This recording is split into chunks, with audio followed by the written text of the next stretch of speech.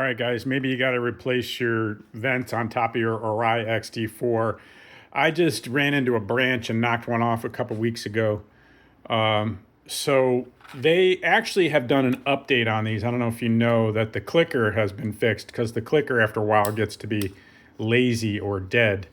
This is well, I actually think I might have replaced them once. I can't remember because I did have a couple crashes and lost a few parts here and there. But just so you know, here's a trick I'm going to tell you that you have to keep a secret because I don't want you using up all my goodwill on this whole thing here. So Arai is quite cool, especially when you drop a mortgage payment on buying a helmet. So they actually may ship you these things at no cost because of the update they did. So just tell them if you have the original ones that don't click so great, they'll probably send you new ones at no charge. They've been very cool with me on a lot of different issues. But anyway, moral of the story, here's the parts. Come in a 2-pack. You got a left and a right. They really only go one way. You can see the dimple or the recess in the helmet if you can catch it in the light there. So it only fits in one way.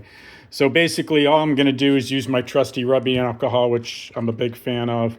Clean that spot up. Then you peel the tape skin off there. If you can see that, there's some skin on the back there on each side. And then you just pop it in the recessed section of the helmet and you're good to go. Again, there's no other way they can go. Simple fix. The parts right here. Here's the official directions. I'm basically following those. Appreciating your likes and subscribes. I'll put a link down below to the Arai parts here. Mine were smoke. Doesn't matter. You can buy whatever color you want. Sometimes I mix it up. I don't even care if they match anymore. So yeah, that should help fix that. And I hope appreciating likes and subscribes. Again, hope that helps. And don't let anybody out on that secret. Take care.